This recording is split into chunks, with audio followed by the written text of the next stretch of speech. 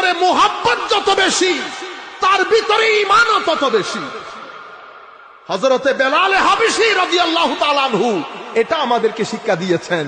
বেলাল হাবশীর আযান এটা শুধু শরীয়তের আযান ছিল না, এটা ইশকের আযান ছিল। সেই কারণে আমার নবী দুনিয়া থেকে যাওয়ার পরে ফারুকও আমার নবীর মদিনা ছেড়ে দিয়েছে। যদি শুধু শরীয়তের আযান হতো, বেলাল তো বলতো আমার নবী চলে গেছে, কি হয়েছে, নামাজ তো আছে, নামাজ তো আর বন্ধ হয়ে যায় নাই। তো নামাজের আযান যদি থাকতো শুধু, তাইলে তো বেলাল আমার নবী দুনিয়া থেকে যাওয়ার পরেও আযান কন্টিনিউ করত। কিন্তু বেলালের আযানের মধ্যে ইশক ছিল বিদায় আমার নবী দুনিয়া থেকে চলে যাওয়ার পরে বেলালও মদিনা ছেড়ে চলে গেছে। আপনারা বুঝতে পেরেছেন? সাহাবায়ে কেরাম আমাদেরকে আমার নবীর ব্যাপারে ইশকের তালিম দিয়েছে। আমাদেরকে যেটা বুঝাতে চেয়েছে সাহাবায়ে কেরাম, নবীর মুআমালার ক্ষেত্রে আকল কো ছোড়ো, ইশক এবং মোহাব্বতের দামান ধরো। যদি শুধু আকলের দামান দিয়ে আমার নবীর সাথে মুআমালা হইতো, সাহাবায়ে কেরাম আমার নবীর থুতু মুবারক নিতে পারতেন। থুতু, কেউ কারো থুতু মুবারককে লোশন হিসেবে ব্যবহার করতে পারে। আপনাকে যদি আমি বলি আপনি করবেন, কেউ কারো বাবারটা করে, আপনি আমি তো দূরের কথা, আসমানের নিচে জমিনের উপরে এই ধরনের ঘটনা কখনো ঘটেই নাই। রুয়ে জমিন শুধু একবার দেখেছে, সেটাও আমার নবীর সাহাবায়ে কেরামকে দেখেছে আমার নবীর থুতু মুবারক নিয়ে মুখে বুকে মালিশ করতে। আপনাদের আমাদের চোখে পড়তে হবে না এগুলা। এই কথা যারা বলবে তারা সুন্নি, এই কথা যারা বলবে না তারা অসুন্নি। এখন আমি কি বলবো? আমি না, আমি বলবো কেন? আমি বলবো কেন? স্টেটমেন্ট বলে দেবে। বলেন তো দেখি বুকে হাত দিয়ে আমার নবীর ইশকের কথা বলে কারা? আমি বলবো না। আমি এক জায়গার মধ্যে হায় হায় হায় আপনি আপনার সুন্নি সুন্নি করেন, আপনারা আমি বললাম আমি তো সুন্নি সুন্নি কোনোদিন করি না, আমি কেন সুন্নি করব? বস আমরা একটা প্যারামিটার দাঁড় করিয়ে দিচ্ছি, প্যারামিটার। এই প্যারামিটার যার ভিতরে থাকবে সুন্নি, এই প্যারামিটার যার ভিতরে থাকবে না সুন্নি না। তো সেটা কি?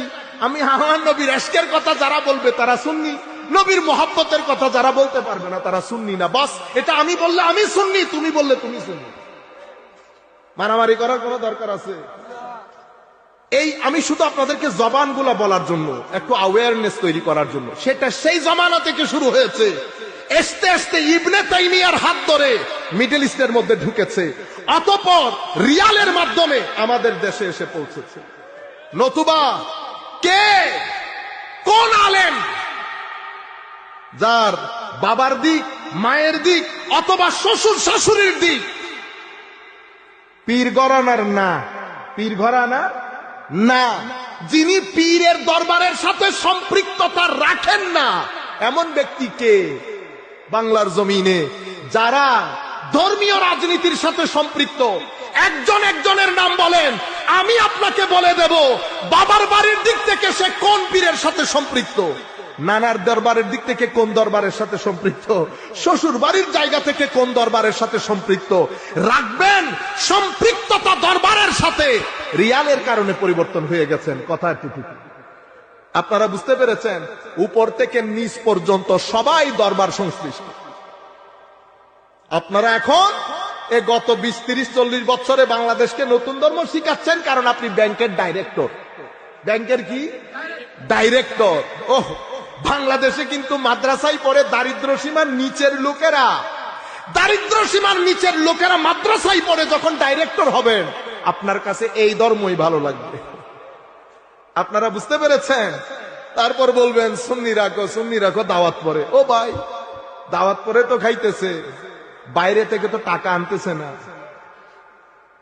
বুঝতে পেরেছেন? তা আমি আপনাকে জিজ্ঞেস করবো না আপনার ল্যান্ড ক্রুজার কোত্থেকে এসেছে, আপনি কোন বাবার ছেলে?